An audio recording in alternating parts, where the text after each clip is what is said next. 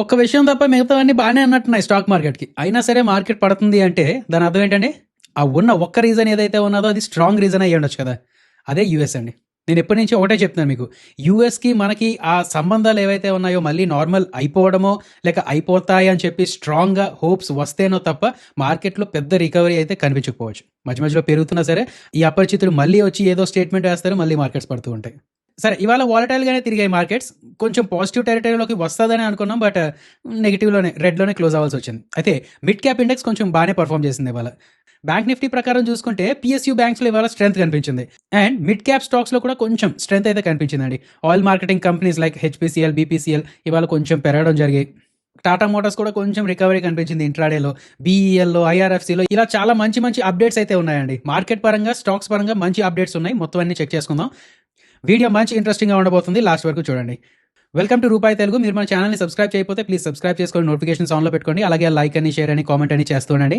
IPO సంబంధించి Tata capital IPO next week ఉన్నది. అలాగే వీవర్క్ అని చెప్పి దాని తాలూకు ఐపీఓ కూడా వెరీ సూన్ ఓపెన్ అవుతుంది. సో వీటి మీద కంపల్సరీగా వీడియోస్ అనేది చేస్తూ ఉంటామండి. ఆల్రెడీ ఈ వీక్‌లో ఇంకా కొన్ని ఉన్న ఐపీఓస్ గురించి వీడియో చేసుకోవడం జరిగింది. సో ఐపీఓ ఇన్వెస్టర్స్ ఎవరైనా ఉంటే ఈ 2 వీడియోస్ చూస్తే మీకు ఒక క్లారిటీ వస్తుందండి. రైట్. ఇంకొక విషయం, ఈ మొబైల్‌లో ట్రేడింగ్ ప్లాట్‌ఫామ్స్ పరంగా చూసుకుంటే ఫాయాస్ వాళ్ళు కొత్తగా ఒక అప్డేట్ ఇచ్చారని చెప్పాను కదా! దాంట్లో మళ్ళీ ఇంకో కొత్త అప్డేట్ ఇచ్చి ఈసారి ఏం చేశారంటే తక్కువ నెట్ ఉన్నా సరే, ఇంటర్నెట్ చాలా స్లోగా ఉన్నా సరే పనిచేసే విధంగా ఆ యాప్‌ని కొంచెం అప్డేట్ చేయడం జరిగిందండి. ఇవాళ నాకు ఆ అప్డేట్ బాగా పనికొచ్చింది. ఏదో చిన్న పని వల్ల బయటకి వెళ్ళాల్సొచ్చింది. అండ్ ఆ ప్లేస్‌లో నెట్ అంత ఫాస్ట్‌గా లేదనమాట. అయినా సరే ఈ అప్డేట్ వల్ల ఏంటంటే నేను ఆ ఫాయాస్ ప్లాట్‌ఫామ్‌లో ట్రేడ్ చేయడం జరిగింది. సో బానే అయిందండి. ఎగ్జిక్యూషన్ అది బానే అయింది. ఓకే కదా! సో మీరు కూడా ఒకవేళ ఇంటర్నెట్ వల్ల ఏమైనా ట్రబుల్స్ ఫేస్ చేస్తూ ఉంటే ఈ ఫాయాస్ తాలూకు కొత్త ప్లాట్‌ఫామ్‌ని ఇన్‌స్టాల్ చేసుకొని చూడండి ఒకసారి. కొన్ని చేంజెస్ అవన్నీ చేసి తక్కువ ఇంటర్నెట్ స్పీడ్‌తో కూడా ఆపరేట్ అయ్యే విధంగా ప్లాట్‌ఫామ్ పనిచేసే విధంగా ఆ మొబైల్ యాప్‌ని అప్డేట్ చేయడం జరిగిందండి. సో కంపల్సరీగా మీరు చెక్ చేయండి. ఒకవేళ మీకు ఇంకా ఫాయాస్‌లో అకౌంట్ లేకపోతే మన ప్రతి వీడియో కిందన డిస్క్రిప్షన్ బాక్స్‌లో మా రిఫరల్ లింక్ ఉన్నదండి. ఫాయాస్ తాలూకా రిఫరల్ లింక్ ఉన్నది. మీరు మా ద్వారా అకౌంట్ ఓపెన్ చేసుకుంటే మాకు మీరు సపోర్ట్ చేసిన వాళ్ళు కూడా అవుతారు. వీడియోలోకి వెళ్ళక ముందు ఒకసారి మన డిస్క్లైమర్ చూసేయండి. మేము ఏది చెప్పినా సరే అది ఎడ్యుకేషన్ అండ్ ఇన్ఫర్మేషన్ పర్పస్ కోసమే. మేము SEBI registered advisor or research analyst రెండు కాదు. మేము ఏమి ఇచ్చినా సరే అది ఫైనాన్షియల్ అడ్వైస్ కాదు. We are not giving any buy or sell calls. ఏది ఫైనాన్షియల్ అడ్వైస్ కాదండి. జస్ట్ ఎడ్యుకేషన్ ఇన్ఫర్మేషన్ పర్పస్ కోసం. మీ ఓన్ రీసెర్చ్ చేసుకోండి. లేదు అంటే ఒక సెబీ రిజిస్టర్డ్ అడ్వైజర్ అయినా కలండి. రైట్. ఇవాళ ఆర్బీఐ తాలూకా monetary policy committee meeting start అవ్వడం జరిగింది. అండ్ వెడ్నెస్డే 10 AM దీని తాలూకా డెసిషన్ రానుందండి. చాలా మంది 25 బేసిస్ పాయింట్స్ కట్ చేస్తారు అని చెప్పి ఎక్స్పెక్ట్ చేస్తున్నారు. అండ్ ఆ స్టాన్స్ ఏదైతే ఉన్నదో, డోవిష్ స్టాన్స్ ఏదైతే ఉన్నదో అది ఎండ్ చేసి మేబీ న్యూట్రల్ స్టాన్స్కి రావచ్చేమో అనుకుని ఎక్స్పెక్ట్ చేస్తున్నారు. చూద్దామండి. సో అదే నేను అంటుంది ఏంటంటే రేపు ఎన్ఎస్సి తాలూకా ఎక్స్పైరీ డే. ఓకే కదా! నిఫ్టీ అని, బ్యాంక్ నిఫ్టీ అని ఇవన్నీ ఎక్స్పైర్ అవుతున్నాయి. సో ఇవాళ వచ్చిన ఈ వాలటిలిటీకి కొంచెం అది కూడా రీజన్ వెళ్ళండి. అవును, రేపు ఎంతమంది ట్రేడ్ చేస్తున్నారండి? ఎక్స్పైరీ ట్రేడర్స్ ఎవరైనా ఉన్నారా? సరే, రేపు ఎన్ఎస్సి తాలూకా ఎక్స్పైరీ ఒకటి ఉన్నది. అండ్ ఎల్లుండు ఈ ఆర్బీఐ తాలూకా మానిటరీ పాలసీ కమిటీ మీటింగ్ దీని తాలూకా అవుట్కమ్ కూడా రానుంది. అండ్ దాని తర్వాత థర్స్డే దసరా కదండి, ఆ రోజు స్టాక్ మార్కెట్ హాలిడే. అండ్ దాని తర్వాత ఫ్రైడే ఒక్కరోజే ఉన్నది. సో నేను అంటుంది ఏంటంటే ఈ వీక్ అంతా కొంచెం వాలటైల్గా ఉండే ఛాన్సెస్ ఉంటాయి. సో మీరు ఏమైనా బాగా బిగినర్స్ అయ్యి ఫ్రెష్గా ఏమైనా పొజిషన్స్ ఓపెన్ చేసుకుందాం అనే ప్లాన్లో ఏమైనా ఉంటే ఈ ఒక్క వీక్ కొంచెం ఆగడమే మంచిదండి. ఎలాగో ఈ యూఎస్ అని అది ఇది వీటి మీద క్లారిటీ కూడా వచ్చేస్తుంది కాబట్టి ఈ ఒక్క వీక్ ఆగి నెక్స్ట్ వీక్ మీ ప్లాన్ ఏమైనా చేసుకోవడం మంచిది. ఓకే కదా! నా ఈ ఆర్బీఐ తాలూకా ఎంపీసీ మీట్ గురించి ఏమంటున్నారు ఏంటి అనేది రేపు ఇంకొంచెం క్లారిటీగా మాట్లాడుకుందాం మనం. రైట్. టాటా మోటార్స్ మీకు తెలిసిందే కదా, 6 మంత్స్ పరంగా చూసుకుంటే అలా సైడ్ వేస్లో తిరుగుతున్నట్టే. సో ఇప్పుడు అక్టోబర్లో అయినా సరే బుల్ సపోర్ట్ వస్తుందో లేదో ఏంటి అనేది ఒకసారి మాట్లాడుకుందాం అండి. ఇప్పుడు సిచ్యువేషన్స్ ఎలా ఉన్నాయి, ఏ అప్డేట్స్ని కన్సిడర్ చేయాల్సి వస్తుంది ఏంటి అనేది మాట్లాడుకుందాం.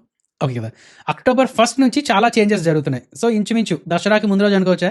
సో దసరా నుంచి చాలా చేంజెస్ జరుగుతున్నాయని అనుకుందాం అండి. ఒకటి, యూకే గవర్నమెంట్ ఏం చేసిందంటే ఈ జేఎల్ఆర్ వాళ్ళు వేరేగా ఒక 2 బిలియన్ యూరోస్ అక్కడ అప్పు అడుగుతున్నారు. అక్కడ కొన్ని బ్యాంక్స్కి అప్పు అడుగుతున్నారు అనమాట. ఎందుకు? టాటా మోటార్స్లో ఈ జేఎల్ఆర్ సెగ్మెంట్ మీద సైబర్ అటాక్ జరిగి అక్కడ కార్స్ అవన్నీ ప్రొడక్షన్ అది అయిపోయింది కదా.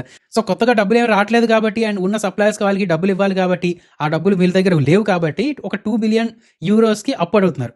అండ్ అలాగే ఇంకొక బ్యాంక్ ఏంటంటే ఒక 1.5 బిలియన్ యూరోస్ అప్పు అడుగుతున్నారు. అండ్ దానికి యూకే గవర్నమెంట్ గ్యారంటీ ఇస్తుందండి. ఆ 1.5 బిలియన్ యూరోస్లో 80% ఆఫ్ ద మనీకి యూకే గవర్నమెంట్ గ్యారంటీ ఇస్తుంది. అంటే దాని అర్థం ఏంటి? యూకే గవర్నమెంట్ ఈ హెచ్ఎస్బిసి తాలూకా కన్సార్షియంకి వెళ్ళి చెప్పిందనమాట, మీరు టాటా మోటార్స్కి అదే జేఎల్ఆర్కి అప్పుగా ఇవ్వండి, డబ్బులు అప్పుగా ఇవ్వండి, ఏం పర్వాలేదు, ఒకవేళ వాళ్ళు తీర్చకపోతే నేను తీరుస్తాను అని చెప్పి అంటున్నాను. సో ఇప్పుడు వర్కింగ్ క్యాపిటల్ అనేది మెల్లిమెల్లిగా వస్తుందండి. ఇక్కడ నుంచి ఒక 2 బిలియన్ యూరోస్, ఇక్కడ నుంచి 1.5 బిలియన్ యూరోస్, ఇలా వర్కింగ్ క్యాపిటల్ అయితే వస్తుంది. అండ్ అక్టోబర్ 1 నుంచి మెల్లిమెల్లిగా ప్రొడక్షన్ అనేది మళ్ళీ స్టార్ట్ చేస్తామనే ఒక స్టేట్మెంట్ కూడా రీసెంట్గా ఇవ్వడం జరిగింది కాబట్టి సో ఇవన్నీ కొంచెం యాక్ట్ అవుతున్నాయండి. అర్థమైందా లేదా? అండ్ ఇంకొక విషయం, అక్టోబర్ 1 నుంచి ఏంటి అక్టోబర్ 1 నుంచి టాటా మోటార్స్ నుంచి Tata Motors commercial vehicle business ఏదైతే ఉన్నదో Tata Motors commercial vehicles limited ఇది డీమర్జ్ అవుతుంది. అదేందా టాటా మోటార్స్ నుంచి ఇది డీమర్జ్ అవుతుందండి. సో ఇప్పుడు వరకు మన ఇండియన్ బిజినెస్ పరంగా చూసుకుంటే passenger vehicles and commercial vehicles taluka segment ఉన్నట్టు కదా టాటా మోటార్స్లో. ఇప్పుడు ఆ టాటా మోటార్స్ నుంచి ఈ కమర్షియల్ వెహికల్ ఏదైతే ఉన్నదో ఇది డీమర్జ్ అవుతుంది. టీఎంఎల్ కమర్షియల్ వెహికల్స్ లిమిటెడ్గా పేరు మారుస్తున్నారండి. అండ్ ఇప్పటి వరకు టాటా మోటార్స్లో ఎవరికైతే ఫర్ సపోజ్ ఒక 100 షేర్లు ఉన్నాయనుకోండి, వాళ్ళకి టాటా మోటార్స్లో ఆ కొత్త ఎంటిటీలో 100 షేర్లు అండ్ ఆ కమర్షియల్ వెహికల్స్లో అందులో కూడా ఒక 100 షేర్లు వస్తాయి. సో స్వాప్ రేషియో 1:1 అవుతుందండి. అదేందా లేదా? అయితే దీని తాలూకా రికార్డ్ డేట్ ఇంకా చెప్పలేదు. ఇప్పుడు లోపల మీకు టాటా మోటార్స్ తాలూకా షేర్స్ ఉంటే ఇలాగ స్వాప్ అవుతుంది ఇలాంటివి ఏమి చెప్పలేదండి. అయితే ఇక్కడ ఒక డౌట్ రావచ్చు మీకు, ఏంటి అక్టోబర్ 1 నుంచి ఇది ఎఫెక్ట్ అయిపోతుంది అంటున్నారు, మరి రికార్డ్ డేట్ ఏమో లేదంటున్నారు అని చెప్పి. బిజినెస్ పరంగా మాట్లాడుకుంటే టాటా మోటార్స్ నుంచి Tata commercial vehicle business separate అయిపోతుంది. సో ఇప్పటి నుంచి రెండింటికి 2 వేరే ఆఫీసులు, 2 వేరే మేనేజ్మెంట్, 2 వేరే స్టేట్మెంట్స్ అన్నీ వేరే వేరే అవుతుంటాయి. బిజినెస్ పరంగా వేరే అయిపోయి, అలాగే షేర్ హోల్డర్స్కి కూడా డిఫరెంట్ షేర్స్ రావడానికి కొంచెం టైం పడుతుంది అనమాట. ప్రస్తుతానికి అక్టోబర్ 1 నుంచి బిజినెస్ అయితే సపరేట్ అయింది. షేర్ హోల్డర్స్ పరంగా వచ్చే ఆ షేర్స్ అని లేదంటే ఆ స్వాప్స్ అని దాని తాలూకా రికార్డ్ డేట్ ఇంకా అనౌన్స్ చేయాల్సి ఉందండి. నెక్స్ట్ ఐపీఓ కా బాప్ అని చెప్పి ఎన్ఎస్సీ తాలూకా ఐపీఓ కోసం వెయిట్ చేస్తున్నాం కదా. ఇప్పుడు ఇక్కడ నుంచి ఒక ఇంట్రెస్టింగ్ విషయం ఉంది. ఏంటంటే ఈ ఎన్ఎస్సీ వాళ్ళు సెబీని ఎప్పటి నుంచి అడుగుతుంది కదా, మమ్మల్ని తొందరగా లిస్ట్ చేయనివ్వండి, మేము ఐపీఓలోకి వస్తాం, తొందరగా అప్రూవల్ ఇవ్వండి, అది ఇది అని చెప్పి. సరే ఏవో రీజన్స్ వల్ల కొంచెం లేట్ అవుతుందండి. అయితే ఇప్పుడు కొత్తగా ఇంకొక గొంతమ్మ కోరుకుంది. ఏంటంటే ఇప్పుడు ఫర్ సపోజ్ మీరు రిలయన్స్ అని కొట్టామనుకోండి, రిలయన్స్ అని కొడితే ఇక్కడ చూడండి Reliance Industries stock NSE, Reliance Industries Limited stock BSE. అంటే ఇది ఎన్ఎస్సి ఎక్స్చేంజ్లో ట్రేడ్ అవుతున్న స్టాక్, ఇది బిఎస్సి ఎక్స్చేంజ్లో ట్రేడ్ అవుతున్న స్టాక్. నౌ బిఎస్సి ట్రేడ్ అవుతుంది కదా, చూడండి ఇందులో స్టాక్స్లోకి వెళ్తే బిఎస్సి లిమిటెడ్ ఎన్ఎస్సిలో మాత్రమే ట్రేడ్ అవుతుందండి, బిఎస్సిలో ట్రేడ్ అవ్వట్లేదు. ఎందుకు? ఇప్పుడు బిఎస్సి లిమిటెడ్ అనేది ఒక ఎక్స్చేంజ్, ఆ బిఎస్సి లిమిటెడ్ అనే స్టాక్ బిఎస్సి ఎక్స్చేంజ్లో లిస్ట్ అయిపోతే ఇంకేమన్నది చెప్పండి. ఇప్పుడు ఎక్స్చేంజ్ తాలూకు పని ఏంటి? ఒక స్టాక్ని ఒక కంపెనీని లిస్ట్ చేయడం మాత్రమే కాదు, దాని బాగోకులు చూసుకోవాలి, దాని రెగ్యులేషన్స్ అవన్నీ చూసుకోవాలి, రూల్స్ అవన్నీ ఫాలో అవుతుందా లేదో చూసుకోవాలి. ఇవన్నీ అంటే ఒక రెగ్యులేటర్ పని కూడా చేస్తూ ఉండాలి కదా.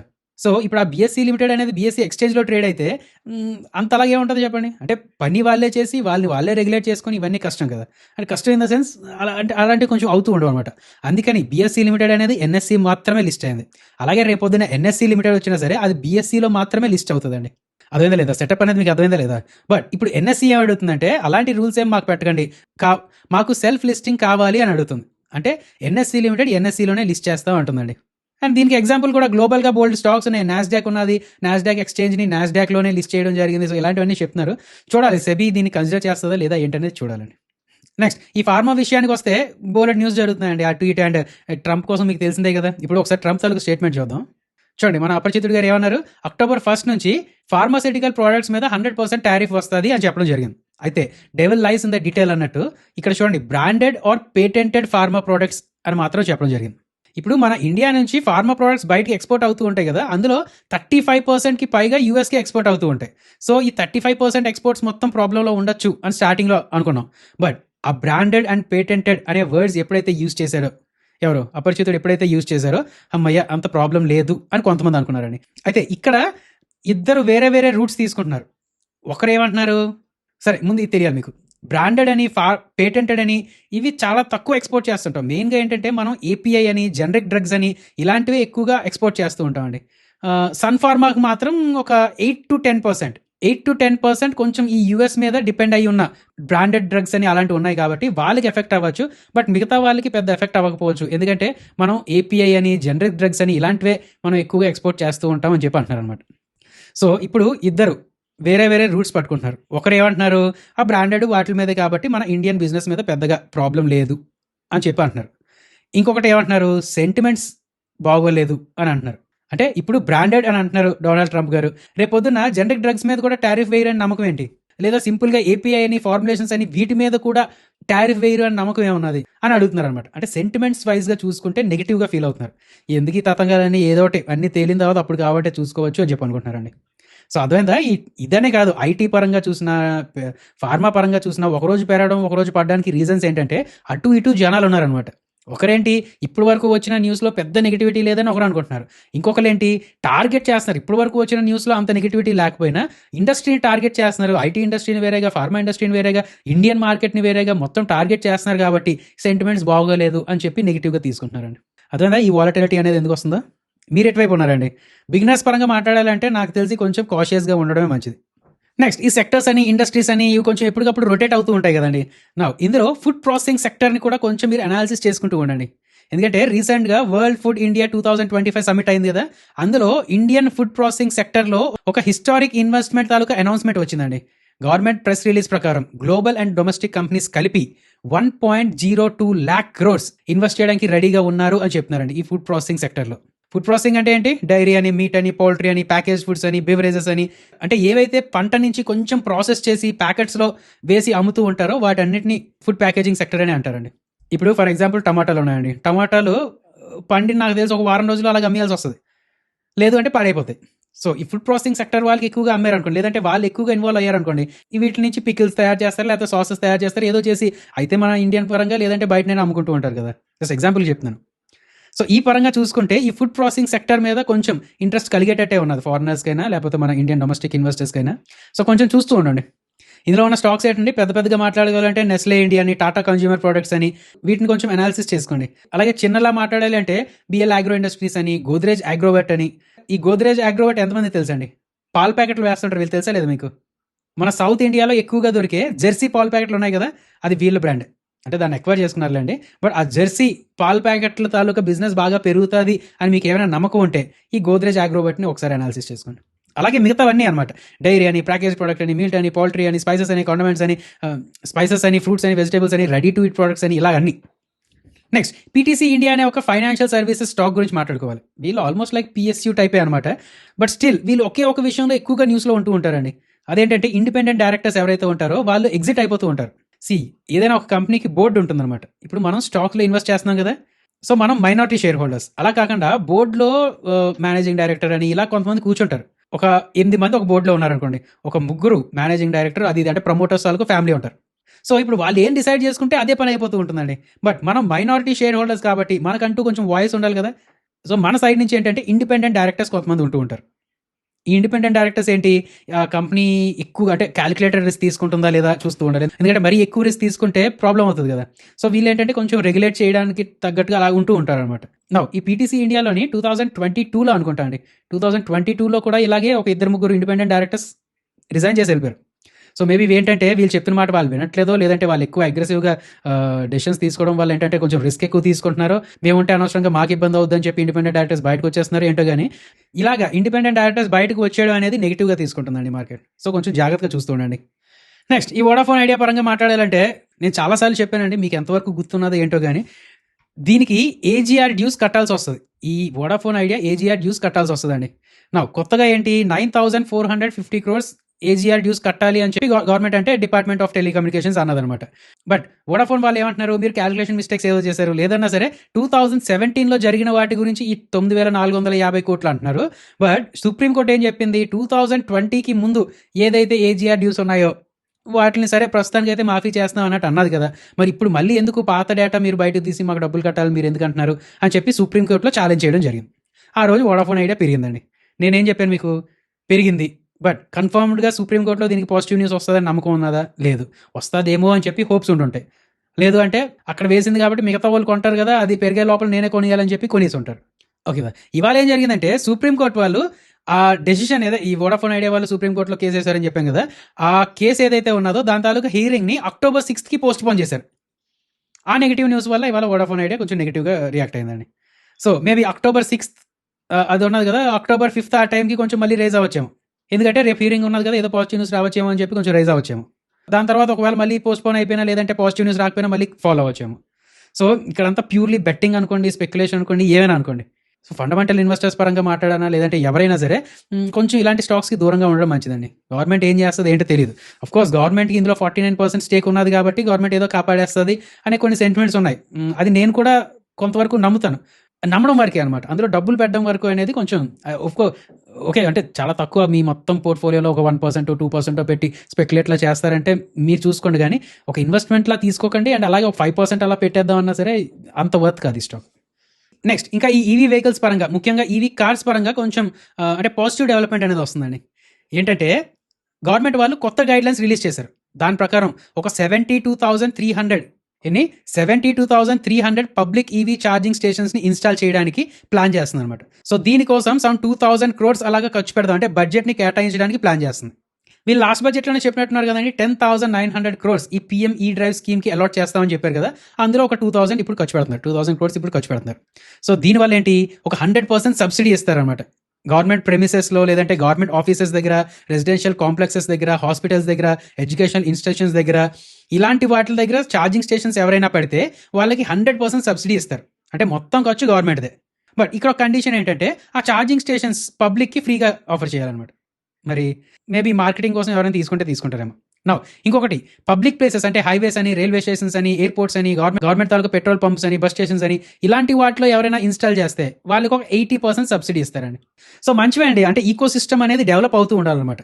సో గవర్నమెంట్ చేయాల్సిన సాయం తను చేస్తున్నారండి. ఇప్పటి నుంచి ఏంటంటే జనాలే కొంచెం ఈ ఈవీలు కొనడానికి కాన్ఫిడెంట్గా ముందుకు వస్తూ ఉండాలి. నెక్స్ట్, ఇవాళ oil marketing companies like HPCL అని, బీపీసీఎల్ అని, ఇండియన్ ఆయిల్ అని, ఇలాంటివన్నీ కొంచెం పాజిటివ్గా రియాక్ట్ అయ్యండి. ఇవి పాజిటివ్గా రియాక్ట్ అవ్వడానికి ఒక ఇంట్రెస్టింగ్ కేసు ఉన్నదండి.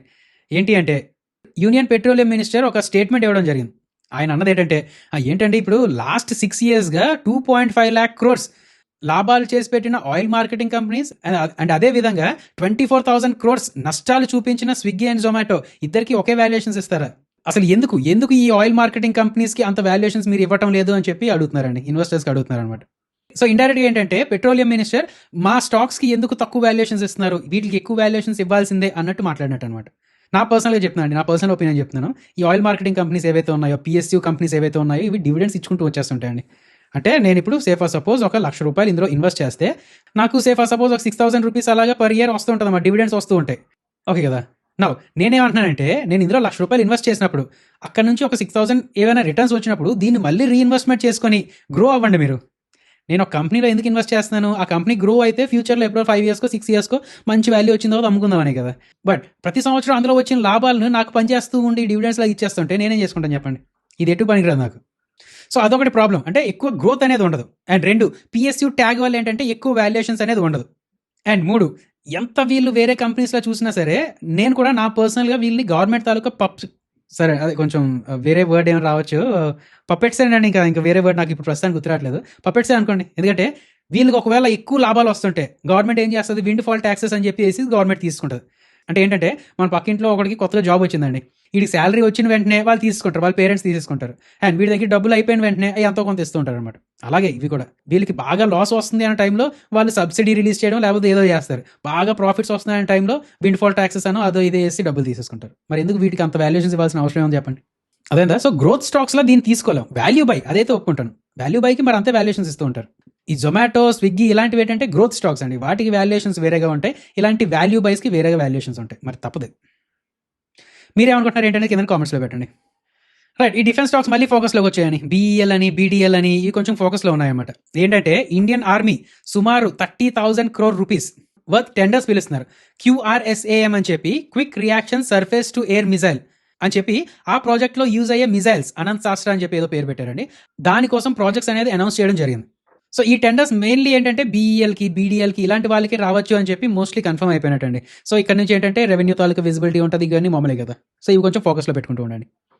నెక్స్ట్ ఇంకా ఫైనల్గా IRFC కోసం మాట్లాడుకుంటే, రీసెంట్గా మనం మాట్లాడుకున్నాం కదండి, వీళ్ళు చేసే పని ఏంటి, IRFC రైల్వే కంపెనీ కాబట్టి రైల్వే ఈకో సిస్టంలో ఎవరైనా ఏమైనా ప్రాజెక్ట్స్ తెచ్చుకుంటే వాళ్ళకి డబ్బులు వడ్డీకి ఇస్తూ ఉంటుంది అనమాట, లోన్స్ ఇస్తూ ఉంటుంది. అయితే ఓన్లీ రైల్వేనే కాకుండా మిగతా పవర్ ప్రాజెక్ట్స్కి కూడా వీళ్ళు లోన్స్ ఇద్దామని చెప్పి, డైవర్సిఫై చేస్తున్నామని చెప్పి అనౌన్స్మెంట్ ఇవ్వడం జరిగింది కదా. అందులో వీళ్ళు ఇంకా దూసుకెళ్ళిపోతున్నారు అనమాట. రీసెంట్గా ఒక లాస్ట్ వీక్లోనే 20,000 crore రూపీస్ తాలూకా లోన్ శాంక్షన్ చేసినట్టు ఇంకా రిపోర్ట్ వచ్చింది. ఛత్తీస్గఢ్ తాలూకా స్టేట్ పవర్ జనరేషన్ కంపెనీకి ఒక 12,640 crores, అలాగే తాల్చర్ ఫెర్టిలైజర్స్కి ఒక 4,000 crores అని, ఎన్టీపీసీ తాలూకా సబ్సిడరీకి ఒక 3,388 crores అని ఇలా శాంక్షన్ చేసుకుంటూ వెళ్ళిపోతున్నారండి. సో వీళ్ళు కొంచెం అగ్రెసివ్గానే చేస్తున్నారు, కొంచెం ఫోకస్లో పెట్టుకోండి. ఓకే కదా. సో ఇదండి ఈ వీడియో. అసలు కొంచెం బిగినర్స్ ఎవరైతే ఉన్నారో ఈ వీక్ కొంచెం జాగ్రత్తగా ఉండండి. రేపటి వీడియోలో ఈ RBI తాలూకా మానిటరీ పాలసీ కమిటీ మీటింగ్ నుంచి ఏం ఎక్స్పెక్ట్ చేయొచ్చు ఏంటి అనేది కొంచెం డీటెయిల్గా మాట్లాడుకుందాం. ఓకే కదా. జై హింద్.